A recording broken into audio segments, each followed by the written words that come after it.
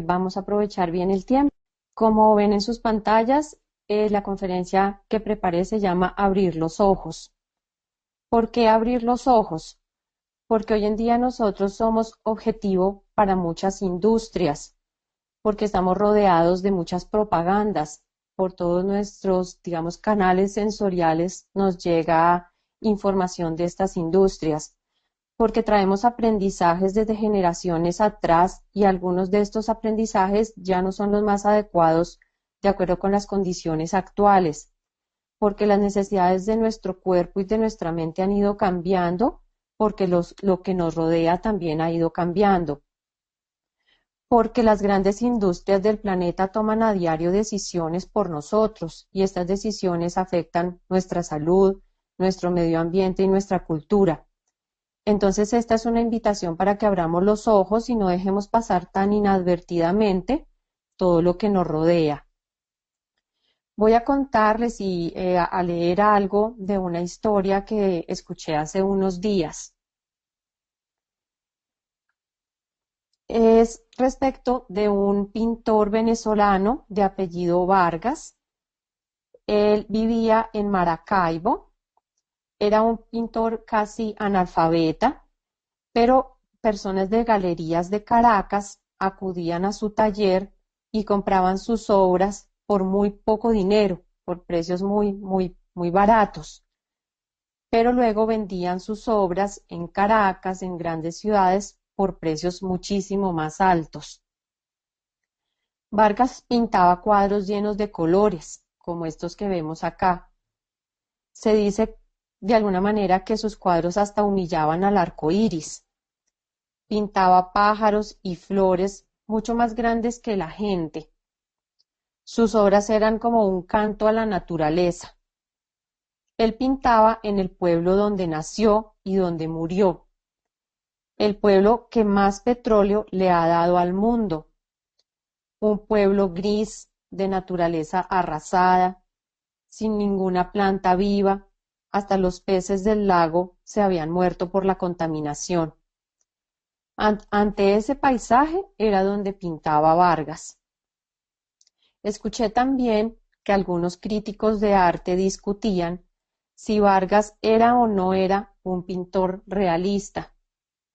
Uno de ellos, y yo opino igual que ese crítico, decía que sí era un pintor realista, y defendía su punto diciendo lo siguiente: si era realista porque uno no es solo realista cuando pinta la realidad que conoce y padece, sino también cuando pinta la realidad que necesita. Porque tras lo evidente, en este mundo hay otro mundo posible. Ya ahorita vamos a ver un poco por qué esta historia. Hoy vamos a hablar entonces sobre la industria de alimentos. Digamos, la industria de alimentos abarca muchísimas cosas. Es un tema súper amplio en el que podemos pasar días y días investigando y leyendo. Vamos a tocar específicamente estos 4 temas, lo que se refiere a la industria de edulcorantes, la industria de lácteos, la industria de colorantes y algo sobre los organismos genéticamente modificados. Entonces, empecemos por los edulcorantes. Edulcorante se refiere a toda sustancia natural o artificial que colocamos en algún alimento para hacerlo dulce, quizás para ocultar algún sabor amargo o que sea quizás desagradable para el paladar. Hay muchísimos. Los hay de alto valor calórico como el azúcar o de bajo nivel calórico como sus sustitutos. En ambos grupos hay algunos naturales y otros artificiales. Vienen como disfrazados de muchas maneras y hay quienes consideran que es quizás uno de los peores inventos de la industria de alimentos. Pareciera como si la estrategia de esta industria fuera confunde y vencerás, porque hay muchísimos términos para referirse a los edulcorantes. Entonces, por ejemplo, tenemos la dextrosa, la fructosa y la glucosa, que son monosacáridos conocidos como azúcares simples.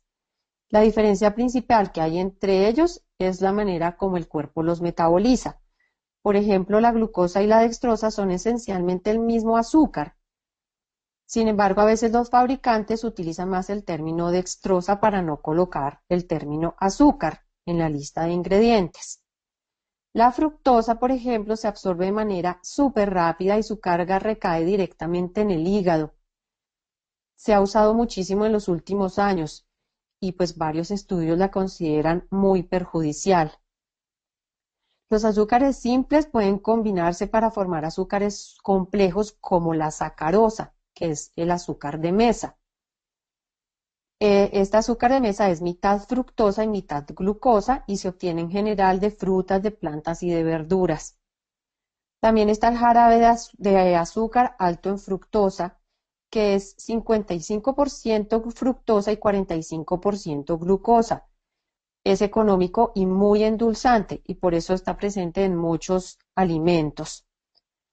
También están los los alcoholes de azúcar como el xilitol, el glicol, el sorbitol, el maltitol y otros, que no son ni azúcares ni alcoholes, pero que se están volviendo cada vez más populares y ya son utilizados como endulzantes. No son completamente absorbidos en el intestino, pero, y por eso pues aportan menos calorías que el azúcar, pero pueden causar varios problemas y molestias digestivas. Si continuamos viendo como los disfraces, entonces encontramos también a la sucralosa, conocida comercialmente más como la Splenda, que no es azúcar, pero pues digamos que engañosamente se le coloca en los eslogan publicitarios hechos de azúcar. Es un endulzante totalmente artificial. Es como de la misma línea del aspartame y la sacarina. Y, por ejemplo, el doctor Mercola dice que causa muchos problemas de salud. Tiene menos calorías que el azúcar de mesa, usualmente pasa derecho al tracto digestivo, endulza más de 600 veces más que el azúcar y 3 veces más dulce que el aspartame. La miel, por ejemplo, es 53% fructosa, pero es una fructosa completamente natural en su forma cruda y puede tener, cuando se consume con moderación, pues varios efectos benéficos porque tiene grandes propiedades antioxidantes. También tenemos a la stevia, que es una hierba muy dulce derivada de una planta de América del Sur y es completamente segura en su forma natural. Pero también, pues, el problema es que la encontramos o encontramos productos disfrazados de stevia. Está también la sacarina, que es otro endulzante artificial apto para diabéticos, cuestionado hace muchos años, pues hace años, por su posible vínculo con cáncer de vejiga, la sacarina. Estos estudios fueron hechos en ratas. Supuestamente se consideró que no es carcinogénica en sí misma, sino que produce como una agresión físico-química constante porque cambia el pH de la orina, por eso su vínculo con cáncer de vejiga. Vamos a leer, o les voy a leer lo que pasó, pues les voy a leer textualmente lo que pasó con la legislación respecto de la sacarina. Entonces dice, el uso de la sacarina estuvo prohibido en algunos países como Canadá, que finalmente lo legalizó en el 2014. En Estados Unidos se planteó su prohibición en 1977, pero las campañas de las empresas afectadas y de algunas asociaciones, entre ellas las de diabéticos, motivaron que se dictara una moratoria a la prohibición. La situación de la sacarina quedó pues inestable en Estados Unidos durante un tiempo, estuvo sometida a normas de etiquetado estrictas, con frases del tipo, este producto contiene sacarina, de la que se ha determinado que produce cáncer en animales de laboratorio, o bien el uso de este producto puede ser peligroso para la salud. Pero en el 2001 la Administración de Estados Unidos y del Estado de California cambiaron su posición sobre la sacarina y la declararon apta para el consumo. Entonces, acá lo que vemos es que, y esto lo vamos a encontrar en muchos de los temas que vamos a tocar, y pues ustedes se lo pueden encontrar a cada rato con diversos temas, es pues el tema de la legislación, ¿no? De los intereses cruzados que hay detrás de que se apruebe o no el uso de algún producto, tanto en la industria de alimentos como en otras industrias. Entonces tengamos muy en cuenta esto que dice acá: permitido no es sinónimo de conveniente. No sé si algunos de ustedes vieron hoy, pues quienes están en Colombia, en el periódico El Tiempo, un artículo sobre el asbesto. Unas senadoras que están tratando de lograr hace muchos años la prohibición del uso del asbesto, que se sigue permitiendo en Colombia y que hay una clara relación de esta sustancia con el cáncer principalmente de pulmón.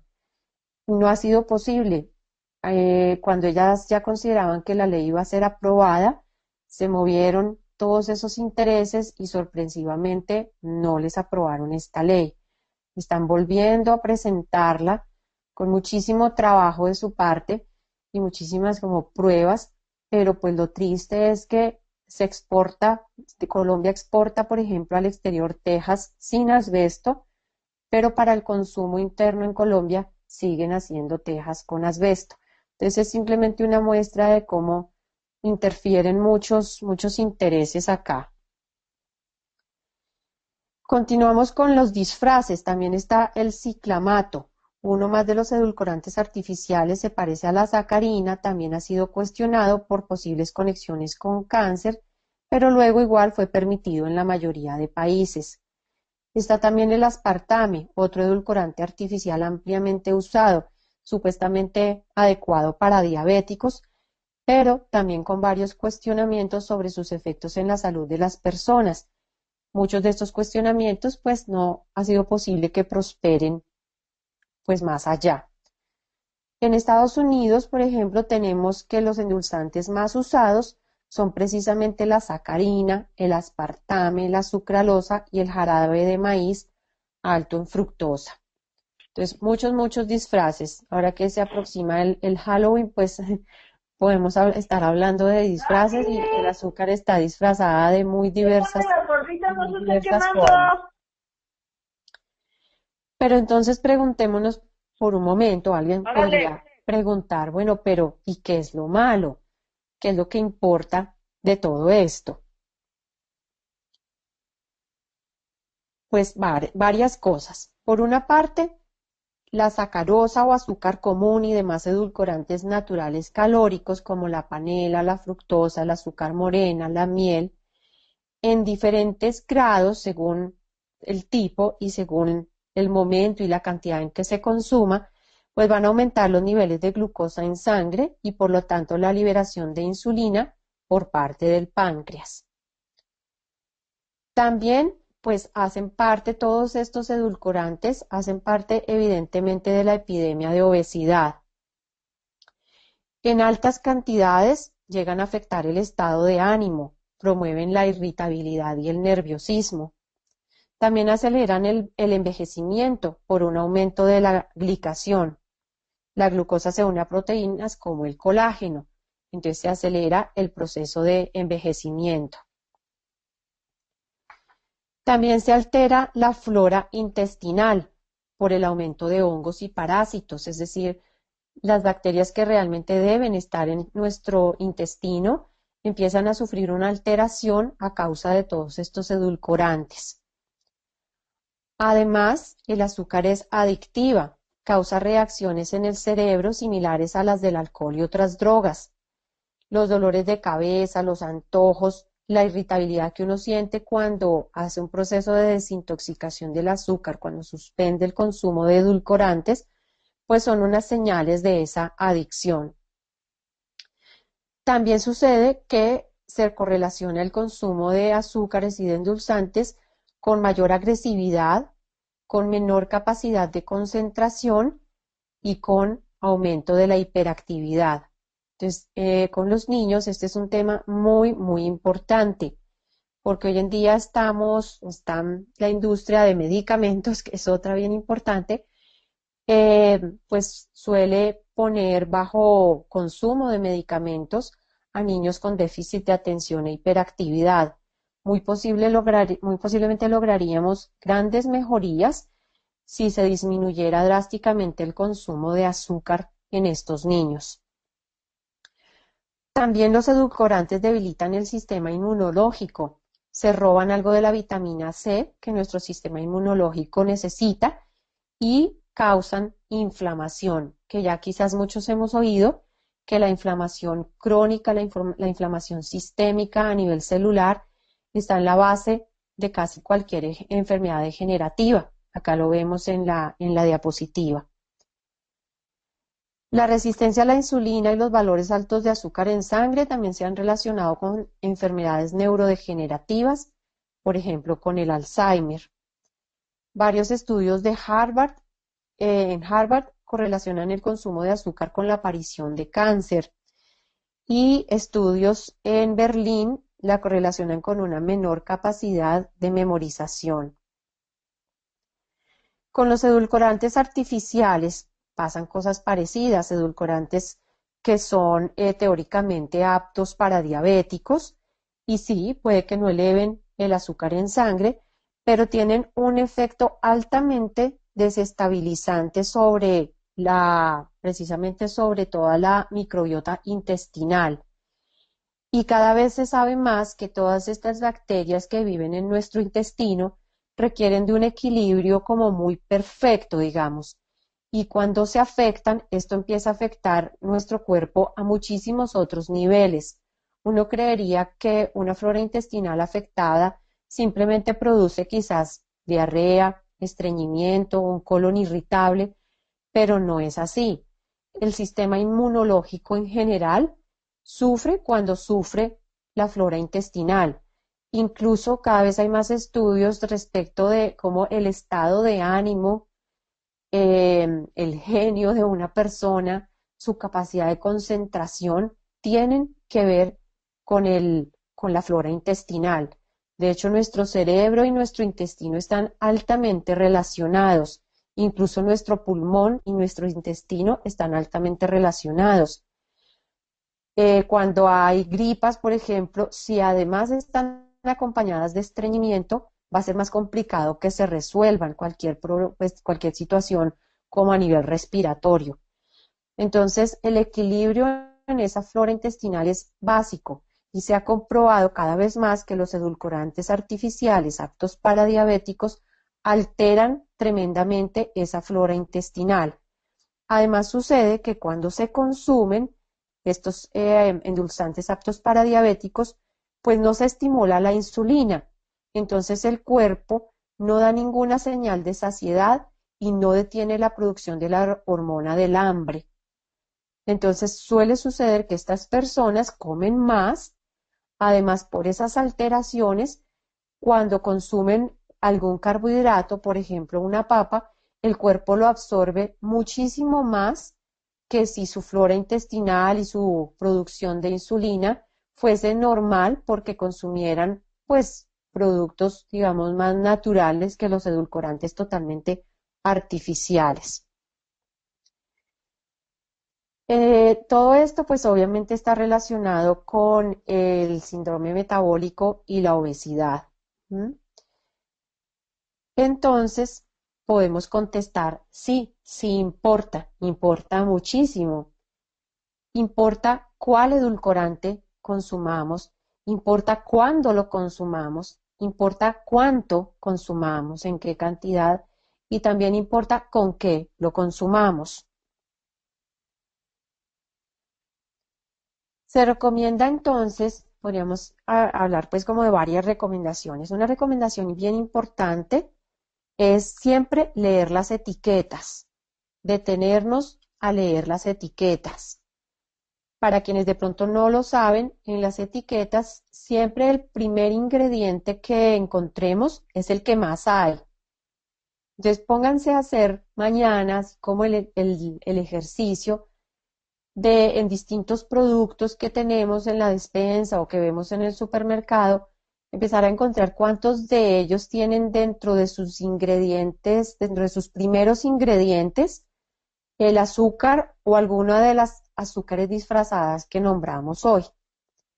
También tengamos en cuenta que una cucharadita de azúcar equivale a 4 gramos.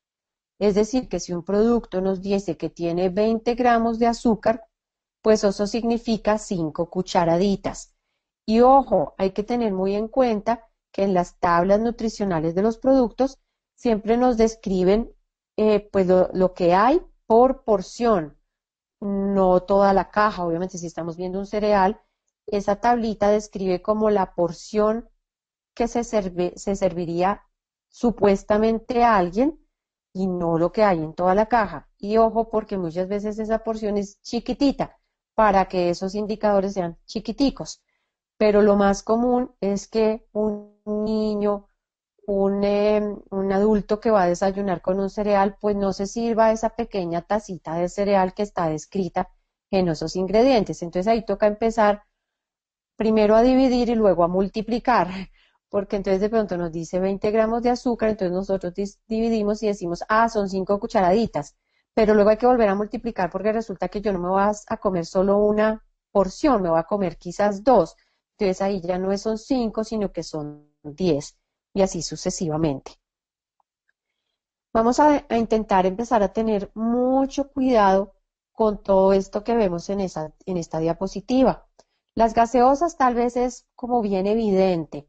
Venimos oyendo críticas contra las gaseosas hace mucho tiempo, tal vez es como muy obvio. Pero muchos caímos durante un tiempo en la trampa, por ejemplo, de los tés fríos.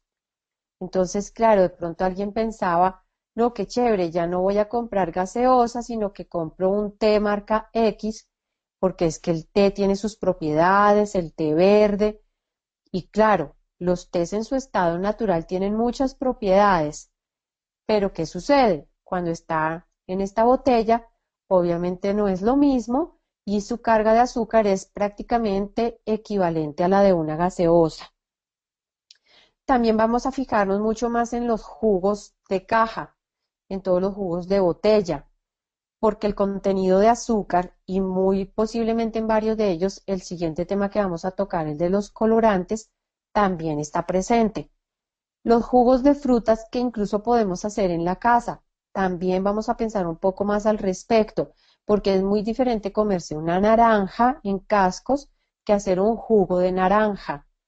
En alguna película que ahora les voy a nombrar, algunos documentales que ustedes pueden ver, decía que la naturaleza se inventó como un envase perfecto, que sería, por ejemplo, esa naranja o una manzana. Si nosotros no la comemos así, es como un alimento perfecto, contiene sus enzimas, contiene su fibra, claro, contiene los azúcares propios de la fruta, pero también contiene sus vitaminas y todo ese balance con fibra y con enzimas.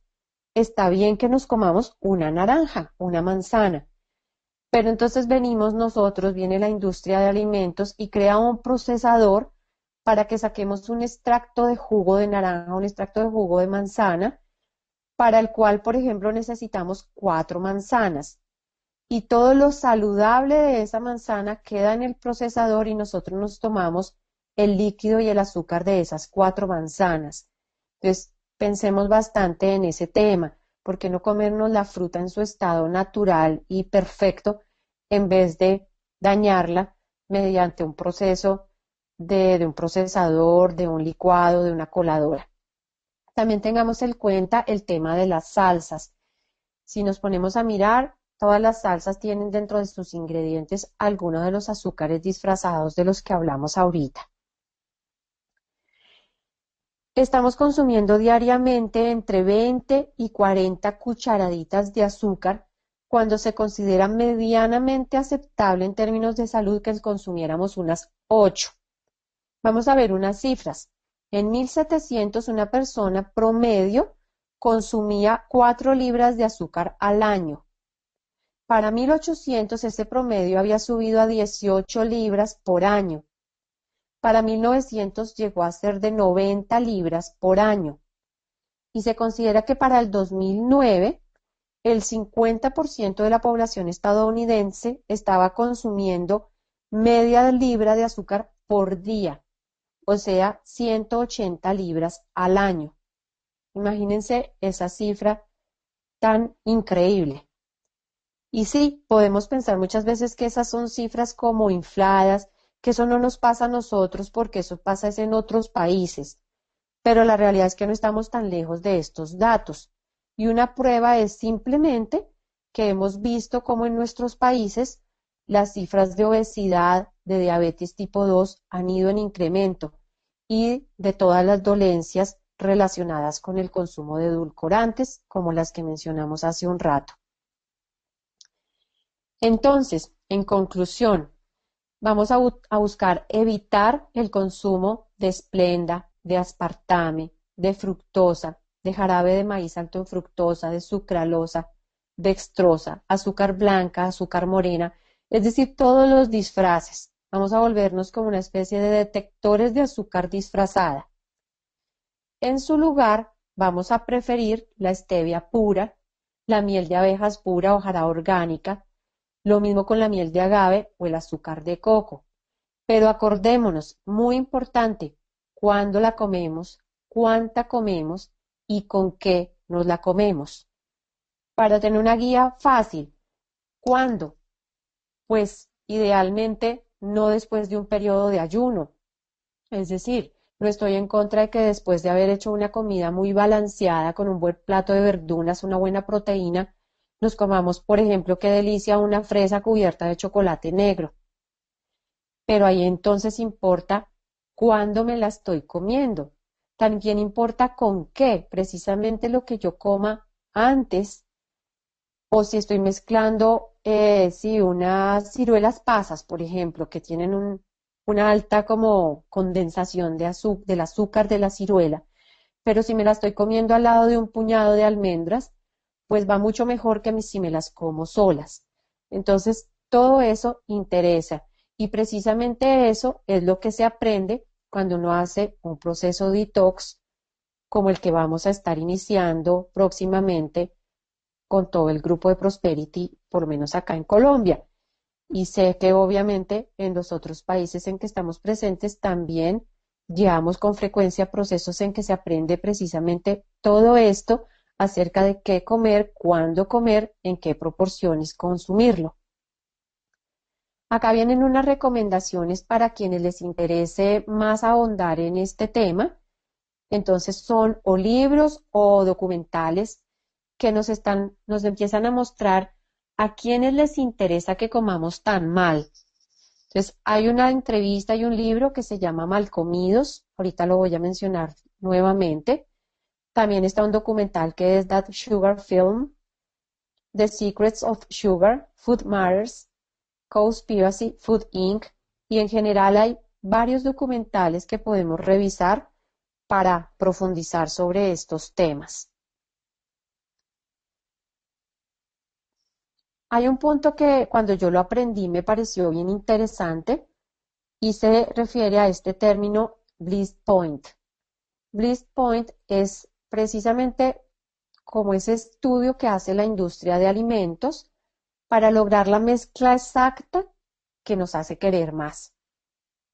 La proporción exacta de ingredientes que nos hace como desear más de ese alimento, porque no tiene ni muy poco ni tanto que nos hastíe. Es como esa mezcla ideal, pues promedio para la gente. Entonces, precisamente me acordé otro documental que nombra este tema, es Sugar versus Fat o Fat versus Sugar, no me acuerdo. Pero en todo caso es un documental que busca, incluso son dos hermanos médicos que buscan tratar de probar qué es peor, si es peor la grasa o si es peor el azúcar. Y en sus propios cuerpos empiezan a someterse a un régimen, cada uno de comida de grasas y otro de comida de azúcares, para ver al final qué pasa. Y parte de la conclusión es precisamente que lo peor es esa mezcla perfecta entre grasas no saludables y azúcares que es tan provocativa y que es lo que más efectos devastadores tiene sobre la salud. Nuestro gusto aprende, obviamente, desde chiquitos estamos educando nuestro paladar Pero lo triste hoy en día es que tal vez no lo estamos educando, sino lo estamos malcriando. Y se sabe que entre más edulcorantes consumimos, más rápidamente reacciona nuestro cuerpo a ellos. Entonces, más efectos nocivos tienen, pero también más lo deseamos, como ya vimos en el círculo de adicción del azúcar. Entonces, pensemos muy bien en eso. Estamos malcriando nuestros paladares, o tal vez hagamos más como una labor reeducativa si ya están malcriados. Y si tenemos niños pequeños, no empecemos desde chiquitos a malcriar su paladar. Eduquémoslo, del gusto aprende, pero no lo malcriemos, porque además ellos, precisamente su cuerpo está en formación, sus células están en formación, además son seres de tamaño chiquito, entonces aquello que para nosotros pues relativamente normal, como no sé, una chocolatina, pues pensemos un poco en el efecto que tienen sus organismos en desarrollos y en sus organismos de tamaño chiquito. Bueno, vamos a pasar ahora a la segunda como industria de alimentos a la que quise hacer referencia hoy, que es la industria de lácteos. Abarca obviamente la leche de vaca y todos sus derivados. Más de 6.000 millones de personas en el mundo los consumen, principalmente en América del Norte, en Argentina, en Australia, en Suiza, Costa Rica, México, India, América Latina y el Caribe. Se habla ampliamente de sus propiedades nutritivas y de su delicioso sabor, así como de su importancia para mantener huesos fuertes.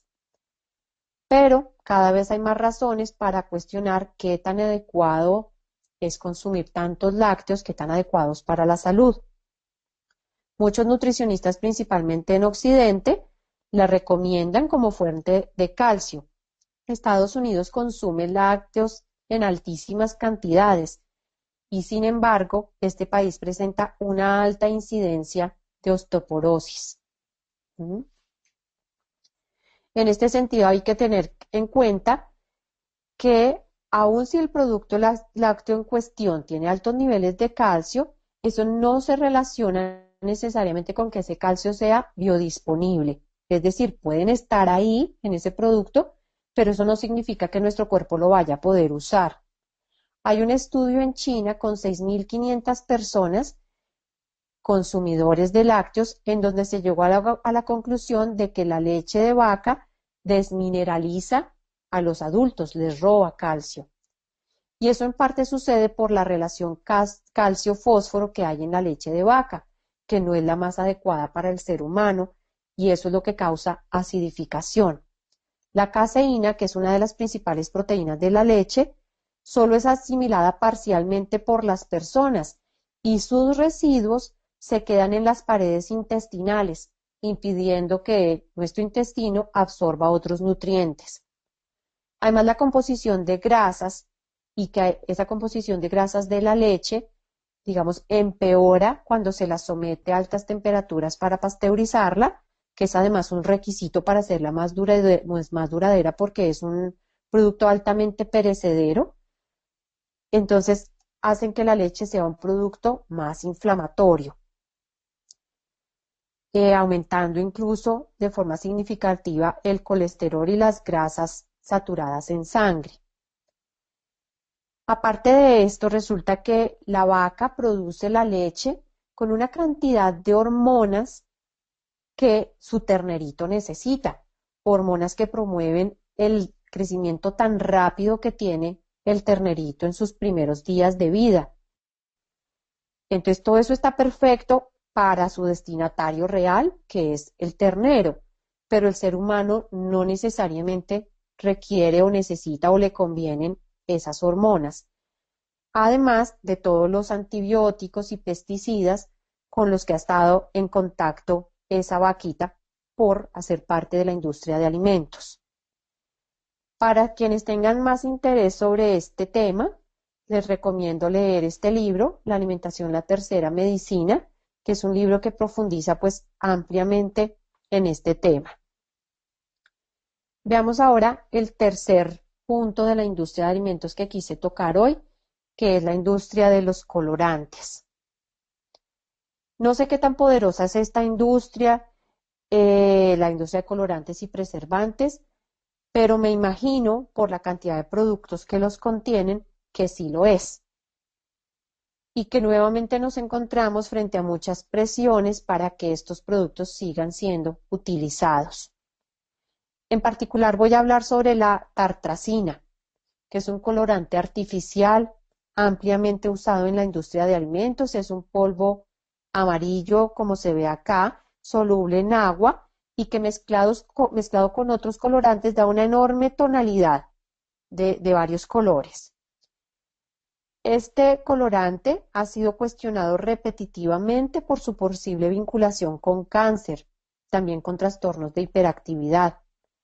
Hay algunos países donde está prohibido o donde se exige que se coloque en las etiquetas la advertencia de su relación, por ejemplo, con déficit de atención e hiperactividad.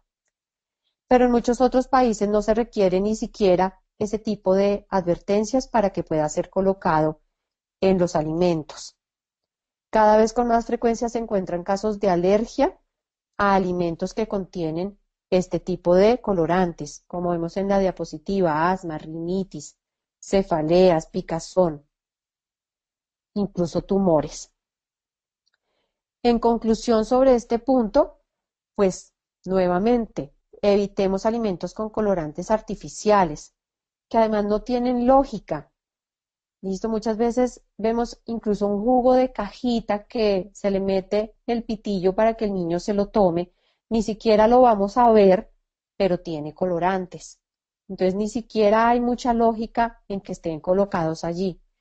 Además, podrían ser, en dado caso, reemplazados por colorantes naturales, como por ejemplo la cúrcuma, que no solamente daría color, sino además muchos efectos benéficos.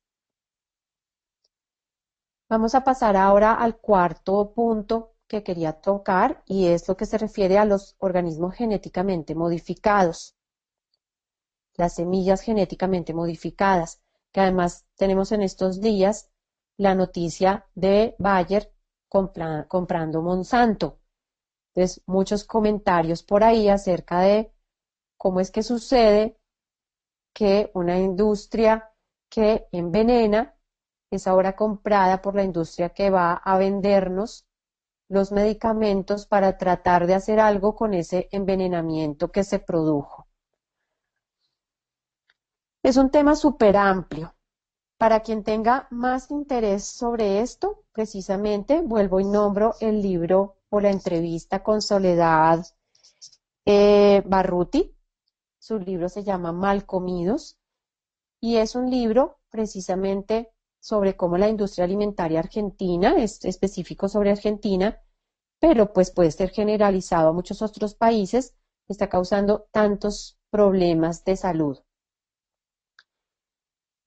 No tenemos quizás mucha evidencia de cómo los alimentos genéticamente modificados puedan afectar la salud. Quizás todavía no tenemos toda esa evidencia.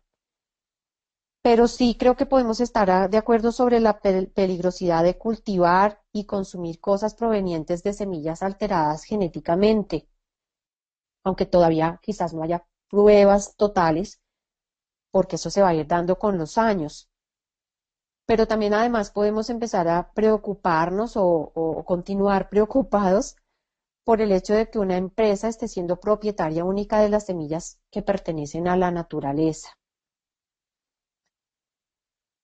Bueno, con todo esto podríamos quedar un poco desesperanzados, como viéndolo todo, así como estas fotos, todo gris.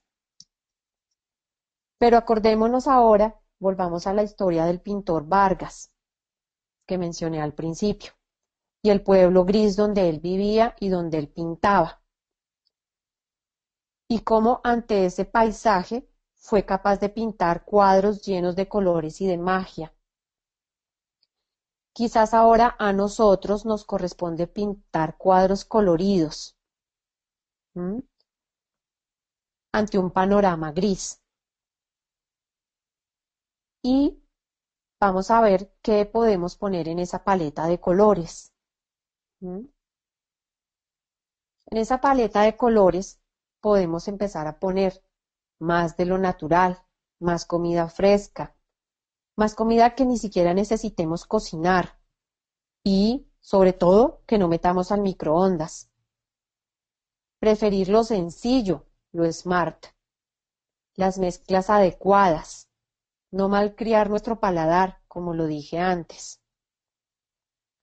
Otro color alternativo muy útil en esa paleta de colores pueden ser la nueva línea de alimentos de la empresa con la que está aliado Prosperity, con la que nosotros trabajamos, que es Susana, la nueva línea de alimentos que se llama My Smart Foods. ¿Por qué puede ser un color alternativo en esta paleta de colores con las que vamos a pintar ese mundo gris? Porque tiene un balance ideal. Precisamente ese tema de con qué, cuándo y de qué manera consumo, pues está reflejado en este tipo de alimentos. Una etiqueta sencilla, sin nada escondido, nada disfrazado, nada de colorantes y opciones para turnar. Y acá hay algo importante. En estos días fui al odontólogo y me preguntó algo que yo en particular no había oído antes, y era que si tenía alguna alarma sistémica. Me pareció un término súper interesante. Es decir, él se refería a si yo estaba como padeciendo de algo. Pero pues me quedé pensando que es precisamente un muy buen término, porque sí, a veces nuestro cuerpo nos da alarmas sistémicas. Y yo quiero invitarnos hoy a pensar en ellas precisamente como alarmas. ¿Qué hacemos nosotros cuando estamos, por ejemplo, en un restaurante, dejamos el carro afuera y se dispara la alarma? Yo supongo que no sacamos el control de la alarma del carro y simplemente la apagamos y seguimos comiendo tranquilamente. No, supuestamente, pues me imagino que todos saldríamos a ver qué pasó, revisar nuestro carro y ahí sí, pues veríamos si vamos a apagar la alarma, pero le pondríamos atención a esa alarma, no simplemente la callaríamos, ¿cierto? Yo estuve por incluir hoy otro gran tema, pero no lo hice porque pues me extendería muchísimo y es el de la industria de medicamentos. Pero les quiero dejar la inquietud, porque muchas veces usamos los medicamentos como ese control remoto de la alarma para callar esas alarmas sistémicas sin ni siquiera acudir a ver qué es lo que está ocurriendo. Entonces yo quiero dejar como ese tema planteado para que seamos cuidadosos y responsables con el uso de antibióticos, de antiácidos, de analgésicos, ¿m? Y nos detengamos antes de usarlos a oír la alarma de nuestro cuerpo, acudamos a ver qué ocurre, veamos incluso otras alternativas distintas, porque tal vez usar estos medicamentos, claro, hay casos en que obviamente sé que hay que usarlos, pero hemos caído en un uso que sería como el equivalente a espichar el botón para que se calle la alarma, pero además, no sé, darle un martillazo al control de la alarma, algo así. Entonces, sin que yo diga que nunca hay que usarlos, porque claro, un antibiótico es supremamente útil cuando debe ser usado, pero no callemos la alarma a distancia, no usemos el control remoto sin parar atención. ¿Listo? Entonces, eso es, no la silenciemos, busquemos resolver la causa. Y, aún más importante, acudamos a prevenir. ¿Ok? Prevenir es la base precisamente de lograr que quizás se disparen con menos frecuencia las alarmas sistémicas de nuestro cuerpo, que si alguna se dispara, le demos a nuestro cuerpo todo ese conjunto de herramientas que requiere para que él solito pueda resolver la situación. Entonces, un color fundamental en nuestra paleta de colores con las cuales vamos a colorear ese mundo gris que describimos hoy, pues va a ser la prevención y la prevención basada en la suplementación, en el hecho de dar a nuestro cuerpo todos esos nutrientes celulares que requiere para poder funcionar y no necesariamente andar disparando alarmas sistémicas. Pero sí, cuando las dispare, escuchémoslas, no simplemente las silenciamos. Entonces, para concluir, todo esto que vimos hoy es una invitación a hacer de la vida un viaje en el que siempre veamos más allá de lo evidente, imaginemos lo posible que parece imposible, seamos realistas como el pintor Vargas al trabajar por el mundo tal como lo necesitamos. Eso es todo lo que tenía para contarles hoy. Agradezco a todos la presencia, la atención que tuvieron, el hecho de estar acá. Y un abrazo para Angelita. Muchas gracias por haberme invitado a la presentación de hoy.